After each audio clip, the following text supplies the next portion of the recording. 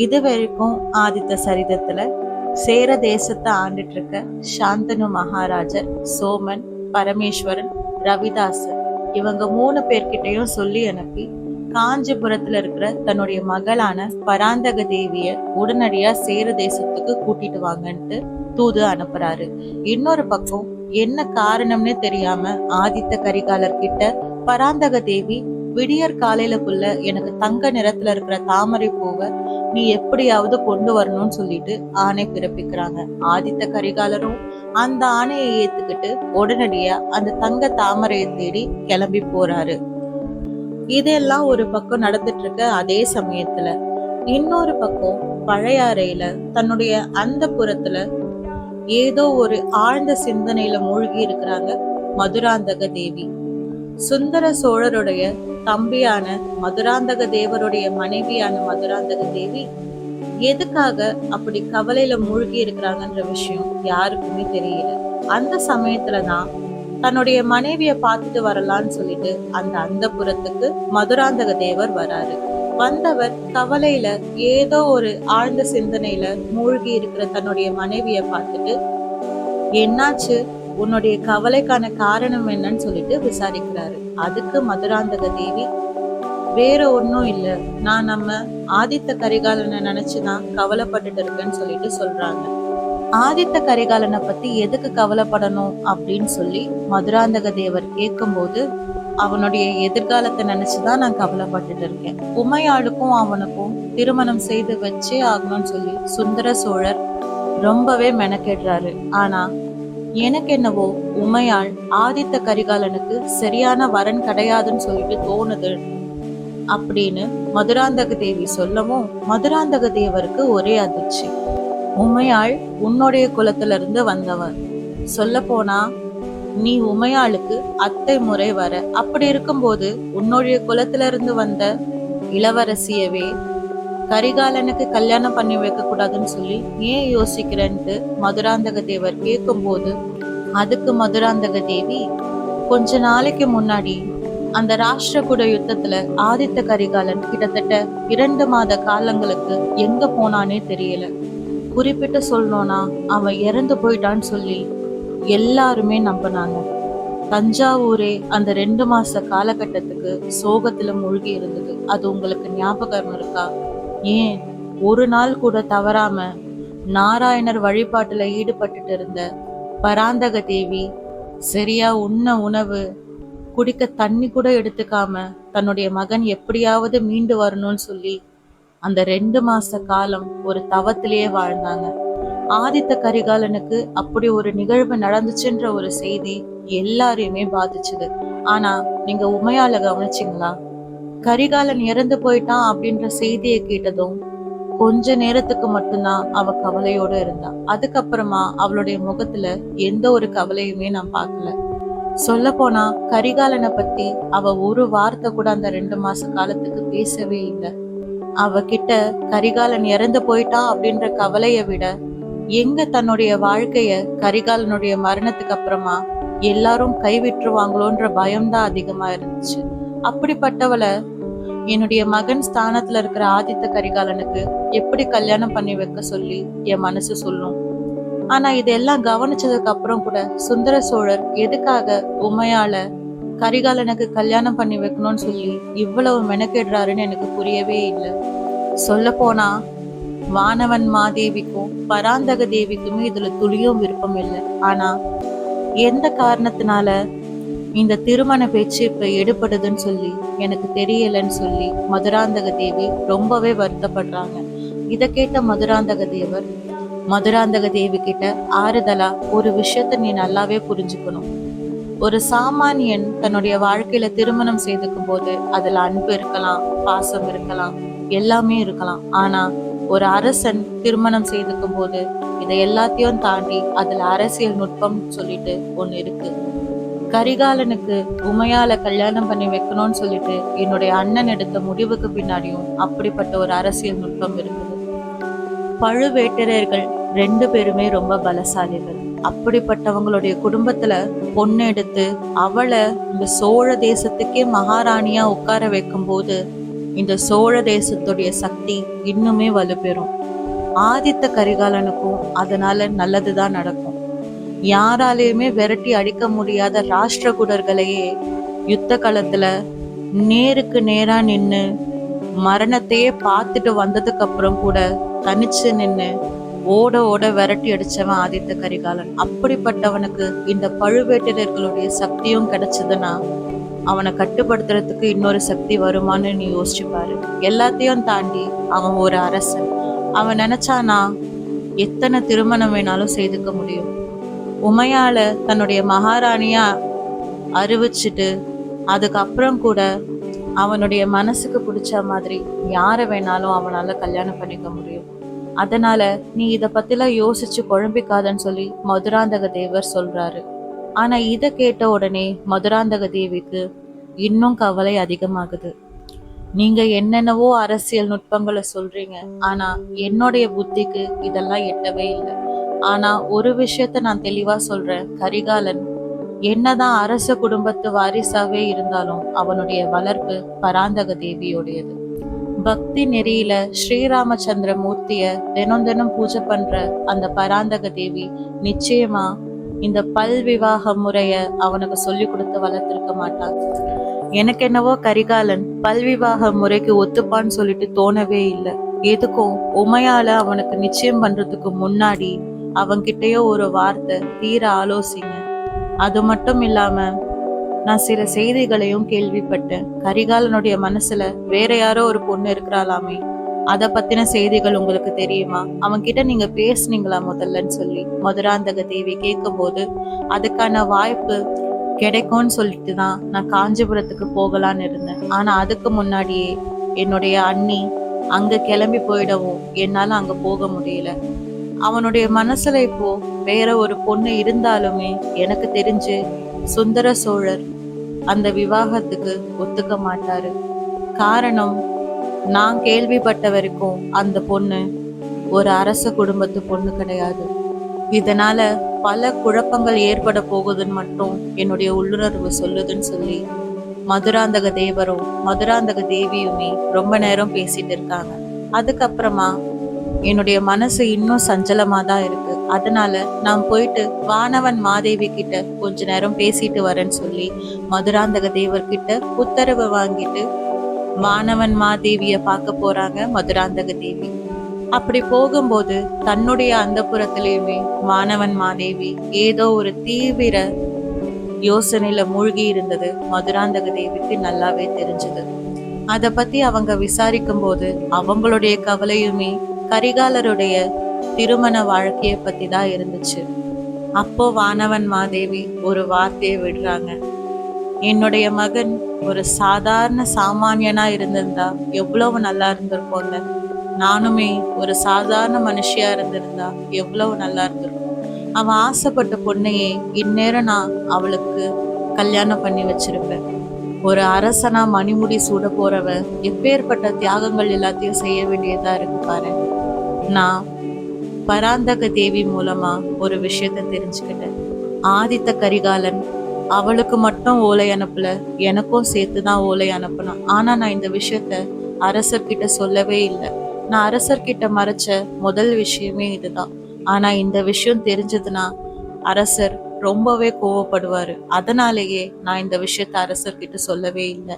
ஆதித்த கரிகாலன் எனக்கும் அவளுக்கும் சேர்ந்து அனுப்பின அந்த ஓலையில அந்த பொண்ணை பத்தி விவரமா எழுதியிருந்தான்.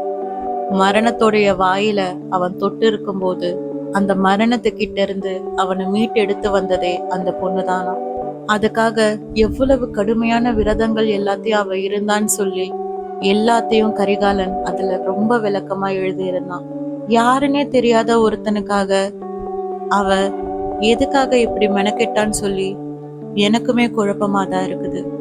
அந்த பொண்ணுக்கு கரிகாலன் ஒரு அரசன்ற விஷயமே தெரியாதான்.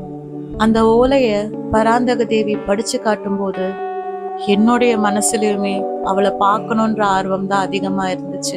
ஆனா என்ன பண்ண முடியும், இந்த அரசியல் என்னையும் கட்டி போட்டு வச்சிருக்கு.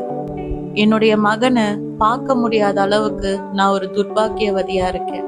ஒரு பக்கம் எந்த ஒரு சம்பந்தமும் இல்லாத ஒரு பொண்ணு என்னுடைய மகனுக்காக இவ்வளவு வேதனைப்படுறான்ற ஒரு சந்தோஷம் இருந்தாலும் அவனுக்காக நான் பார்த்து பார்த்து வச்ச பொண்ணு அவன் இறந்துட்டான்ற செய்தியை கேட்டதுக்கு அப்புறம் கூட கொஞ்சம் கூட கவலையே இல்லாம இருந்தா பத்தியா, அந்த வேதனையும் எனக்கு அதிகமா இருக்கு. ஆனா இத பத்தி என்னால அரசர்கிட்ட பேச முடியுமா? அவருடைய மனசை தான் மாத்த முடியுமா? பழுவேட்டரர்களுக்கு தேவை தன்னுடைய வம்சத்துல இருக்கிற ஒருத்தவங்க மகாராணியா முடிசூடணும். ஆனா அந்த மணிமுடி வேண்டவே வேண்டான்னு சொல்லி மதுராந்தக தேவர் ரொம்பவே உறுதியா இருக்கிறாரு. அதனாலேயே அந்த பாரம் ஆதித்த கரிகாலனுடைய தலையில இறங்குது. அதனால உமையால அவன் திருமணம் செய்தே ஆகணும்ன்ற நிர்பந்தமும் உருவாகுது. ஆனா என்னுடைய மகனை பத்தி எனக்கு நல்லாவே தெரியும். அவன் ரொம்பவே பிடிவாதக்காரன். ஒரு விஷயத்துக்கு அவன் பிடிவாதம் பிடிச்சானா எப்படியாவது அதை அடைஞ்சே தீருவான். என்னுடைய வேண்டுதல் எல்லாம் அந்த பொண்ணை அவன் மறுபடியும் பார்க்கவே கூடாது. அந்த பொண்ணு அவனுடைய கற்பனையாவே இருந்துட்டு போகட்டும். அந்த குழப்பங்கள் எல்லாத்தையும் தீர்த்து உமையால திருமணம் பண்ணிக்கிட்டோம் அப்படின்னு சொல்லி ரொம்ப வேதனையோட அவங்க பேசுறாங்க. ஆனா நிச்சயமா மதுராந்தக தேவிக்கு நல்லாவே தெரியும், வானவன் மாதேவியோடைய ஆழ் மனசுல எல்லாமே மாறி கரிகாலனுக்கு பிடிச்ச வாழ்க்கைய அவன் அமைச்சுக்க மாட்டானான்ற ஏக்கம் இருக்குதுன்னு சொல்லி. இதெல்லாம் ஒரு பக்கம் நடந்துட்டு இருக்கும்போது இன்னொரு பக்கம் ஏகாம்பரேஸ்வரர் சந்நிதியில வழக்கம் போல ஒரு சாதாரண உடை அணிஞ்சு பராந்தக தேவி இறைவனுடைய சன்னதி முன்னாடி நின்றுட்டு இருக்காங்க. அதே சமயத்துல இறைவனுக்கு சிறப்பு ஆராதனைகளும் நடந்துட்டு இருக்கு. அந்த இடத்துல பராந்தக தேவி பின்தொடர்ந்துட்டு போன தர்ம பொன்னாளுன்ற பொண்ணும் கூடவே சிவகாமியும் கூடவே அவங்களுடைய அத்தையுமே நின்றுட்டு இருந்தாங்க. அவங்களுடைய அத்தையோடைய பார்வையில ஒரு வித கர்வம் இருந்துச்சு. பராந்தக தேவி அதெல்லாம் மதிக்கவே இல்லை. அதே சமயத்துல தர்மா பராந்தக தேவி கிட்ட வந்து, தயவு செய்து நீங்க உங்க பிடிவாதத்தை தளர்த்திக்க கூடாதா? எனக்காக நீங்க இவ்வளவு மெனக்கெடுறது எனக்கு ரொம்பவே வேதனையை கொடுக்குது. நடந்ததெல்லாம் நடந்ததாகவே இருக்கட்டும். என்னுடைய அத்தை கிட்ட நான் மன்னிப்பு கேட்டுக்கிறேன்.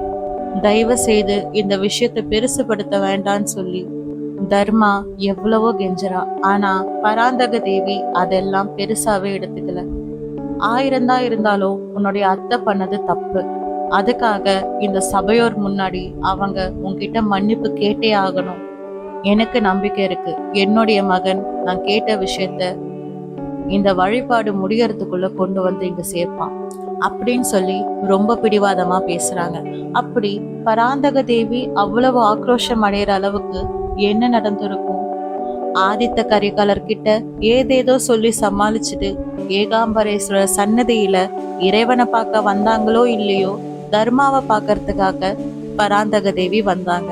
வழக்கம் போல தர்மா இறைவன் முன்னாடி பக்தி மனமுருக பாசுரங்களை பாடிட்டு இருந்தா. அதே சமயத்துல என்னதான் பக்தியில அவ மூழ்கி இருக்கிற மாதிரி வெளிப்புறத்துல தோன்றினாலும் உள்ளுக்குள்ள அவளுடைய கவலைகள் அவளுக்கானது. அந்த சமயத்துல இறைவனுடைய சன்னதியில பாசுரங்களை பாடிக்கிட்டே இறைவனுக்கு தாமரை பூக்களால ஒரு மாலையையும் அவ தொடுத்துட்டு இருந்தா. அதே சமயத்துல அந்த தாமரை பூக்கள்ல ஒரு தங்க தாமரையும் இருந்துச்சு. அதாவது தங்க நிறத்துல இருந்த ஒரு தாமரையும் இருந்துச்சு. தன்னுடைய கவனம் எங்கேயோ இருந்த தர்மா அந்த தங்க தாமரைய அந்த தாமரை மாலையில கோக்கும் போது அந்த தாமரை உதிர்ந்து எல்லா இதழ்களும் கீழே விழுது. இத தர்மாவுடைய அத்தை கவனிச்சிடுறாங்க. அப்படி கவனிச்சது மட்டும் இல்லாம அத்தனை பேர் முன்னாடி கொஞ்சம் கூட யோசிக்காம இறைவனுக்கு வச்சிருந்த ஒரு விசேஷமான மலரை இப்படி உடைச்சிட்டியேன்னு சொல்லி ஊரார் முன்னாடி அவளை அரைஞ்சிடுறாங்க. இந்த விஷயம் பராந்தக தேவி கவனிச்சுட்டு ரொம்பவே ஆக்ரோஷம் அடைகிறாங்க. ஊரார் முன்னாடி அந்த பொண்ணை கை நீட்டி அரைஞ்சதும் அவளுக்கு என்ன பண்றதுன்னே தெரியல. அவளுடைய அத்தை ஆக்ரோஷம் அடைஞ்சு அவளை அரைஞ்சதும் அந்த கோவில் குருக்களுமே தர்மாவை கண்டிக்கிறாரு. அந்த சமயத்துல யாரும் தனக்கு ஆதரவா ஒரு வார்த்தை கூட பேசலையேன்னு சொல்லி அந்த பொண்ணு தலகுனிஞ்சு நிக்கிறா. இதையெல்லாம் கவனிச்ச பராந்தக தேவி தர்மாவோடைய அத்தை கிட்ட அவளுக்காக வாக்குவாதம் பண்றாங்க. ஒரு சாதாரண மலர் உதிர்ந்ததுக்காக இப்படி ஊரார் முன்னாடி உங்க வீட்டு பொண்ணையே நீங்க எப்படி கை நீட்டி அறையலான்னு சொல்லி பராந்தக தேவி கேட்கும்போது அந்த இடத்துல ஒரு பதட்டமான சூழல் உருவாகுது. அப்போதான் பராந்தக தேவி தெரிஞ்சுக்கிறாங்க தர்மாவுடைய அத்தையால பேச முடியாதுன்னு சொல்லி. என்னதான் அவங்களுடைய அத்தையால பேச முடியலன்னாலும் தர்மா மேல இருக்கிற கோபத்தை அவங்களால வெளிக்காட்டாம இருக்க முடியல. அந்த மலர் ரொம்பவே விசேஷமான மலர். அப்படிப்பட்ட ஒரு மலரை தேடி கண்டுபிடிச்சு எடுத்துட்டு வரும்போது அத கொஞ்சம் கூட கவனம் இல்லாம தன்னுடைய கவனத்தை எங்கேயோ வச்சுக்கிட்டு இப்படி உதிர்த்து விட்டுட்டாளேன்னு சொல்லி அவளுடைய அத்தை செய்கை மொழியில சொல்லவும் அதை சிவகாமி பராந்தக தேவிக்கு விளக்குறான். இதனால கோபம் அடைஞ்ச பராந்தக தேவி அந்த பொண்ணுக்கான நியாயத்தை அவளுக்கு கொடுத்தே ஆகணும்னு சொல்லி அந்த தங்க தாமரை மலரை நாளைக்கு பூஜைக்கு நான் இங்க கொண்டு வந்து சேர்க்கிறேன். ஆனா அப்படி அந்த பூஜையில அந்த தங்க தாமரை மலரை நான் வச்சுட்டேன் அப்படின்னா இந்த ஊரார் முன்னாடி, எந்த சபையோர் முன்னாடி, எந்த இறைவன் முன்னாடி நீங்க இந்த பொண்ணை கை நீட்டி அடிச்சிங்களோ அதே சபையோர் முன்னாடி நீங்க கை கூப்பி நின்னு அவகிட்ட மன்னிப்பு கேட்கணும்னு சொல்லி ஒரு வாதத்தை வைக்கிறாங்க.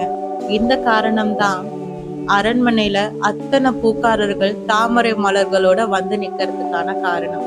இந்த சூழ்நிலையில தர்மா பராந்தக தேவி கிட்ட எவ்வளவோ கெஞ்சுறா.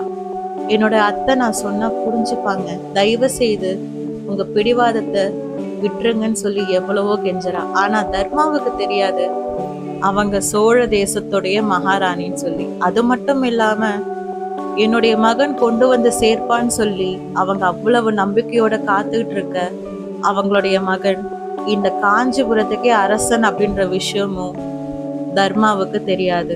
இந்த சூழ்நிலையில எல்லாரும் என்ன நடக்க போகுதுன்னு சொல்லிட்டு எதிர்பார்த்துட்டு இருக்கும் போது இறைவனுக்கு வழிபாடும் முடியுது.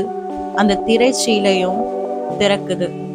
தர்மாவுடைய அத்தையோடைய பார்வையில பராந்தக தேவி தோத்து போயிட்டாங்க அப்படின்ற கர்வம் இருக்கும்போது அந்த சமயத்துல அம்மா அப்படின்ற குரல் கேக்குது. அந்த குரல் கேட்ட உடனே பராந்தக தேவி திரும்பி கூட பார்க்கல. வந்திருக்கிறது யாருன்னு சொல்லிட்டு அவங்களுக்கு நல்லாவே தெரிஞ்சிருந்துச்சு. ஆனா அதே இடத்துல யாருக்குமே புரியாத புலப்படாத இன்னொரு விஷயமும் நடந்துச்சு.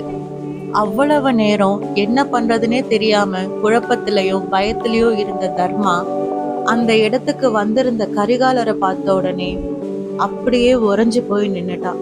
ஆனா ஆதித்த கரிகாலர் அவளை கவனிக்கவே இல்லை. நேரா தன்னுடைய தாய்கிட்ட போன கரிகாலர் அந்த தங்க தாமரைய அவங்க கிட்ட கொடுக்கறாங்க. ஆனா அந்த தங்க தாமரைய பராந்தக தேவி தன்னுடைய கைகளால வாங்கவே இல்லை. இது போய் சேர வேண்டிய இடம் அதோ நிக்கிறாளே அந்த பொண்ணுதான், போய் அவகிட்டயே நேரடியா அந்த மலரை கொடு அப்படின்னு சொல்லி பராந்தக தேவி சொல்லவும் ஆதித்த கரிகாலர் அப்போதான் நிமிர்ந்து தர்மாவையும் பாக்குறாரு. அப்படி பார்த்தவர் அவருமே உறைஞ்சு போய் நிக்கிறாரு. பல காலங்களான தேடல் ஒரு வழியா இறைவனுடைய சன்னதியில ஒரு முடிவுக்கு வந்துச்சு. ஆதித்த கரிகாலருடைய கண்களால அவரையே நம்ப முடியல. நம்ம பாக்குறது எல்லாம் உண்மைதானா இல்ல மறுபடியும் ஏதாவது கற்பனை பண்ணிட்டு இருக்குமான்னு சொல்லிட்டு அதிர்ச்சியோடவே தர்மாவை அவர் பாக்குறாரு. அதே சமயத்துல இது உன்னுடைய கற்பனைலாம் இல்ல, இது நிஜம்தான் சொல்ற மாதிரி அந்த கோவில் மணியும் அடிக்குது. இத்தனை நாளா எந்த ஒரு பொண்ணு அவர் தேடிக்கிட்டு இருந்தாரோ அதே பொண்ணு இப்ப இறைவனுடைய சன்னதியில அவர் முன்னாடி சில அடி தூரத்திலேயே நின்றுட்டு இருக்கா. என்ன பண்றதுன்னு சொல்லிட்டு புரியாம கரிகாலர் ஒவ்வொரு அடியா முன் வச்சு அவகிட்ட நெருங்கி போறாரு. அதே சமயத்துல தன்னுடைய எதிரில தங்கிட்ட நெருங்கி வந்துட்டு இருக்க அந்த பிம்பம் இத்தனை நாளா நம்ம பார்க்கணும்னு ஆசைப்பட்ட அந்த ஒருத்தர் தானான்னு சொல்லிட்டு தர்மாவாலையும் நம்ப முடியல.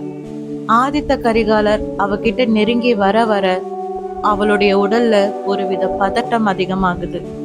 அவளுடைய உடம்பெல்லாம் நடுங்க ஆரம்பிக்குது. என்ன பண்றது ஏது பண்றதுன்னு சொல்லிட்டு புரியாத ஒரு சூழ்நிலையில கரிகாலர் நெருங்கி வர வர தன்னுடைய சுயநிலைய மறந்தவ அப்படியே மயங்கி கீழே விழறா. அதுக்கப்புறமா என்ன ஆச்சுன்னு சொல்லிட்டு அவளுக்கு தெரியவே இல்லை. இப்படி ஆதித்த கரிகாலருக்கும் தர்மாவுக்கும் மட்டுமே தெரிஞ்ச அந்த ரகசியம் என்ன? எதுக்காக கரிகாலரை பார்த்த உடனே அவ அவ்வளவு பதட்டப்படணும், அப்படி மயங்கி விழணும்? கரிகாலர் இத்தனை நாளா தேடிட்டு இருந்த அந்த பொண்ணு தர்மா தானா? அப்போ இதுக்கப்புறம் ஆதித்த கரிகாலர் என்ன பண்ண போறாரு? மீண்டும் அடுத்த அத்தியாயத்தில் சந்திக்கும் வரை விடை பெறுகிறேன்.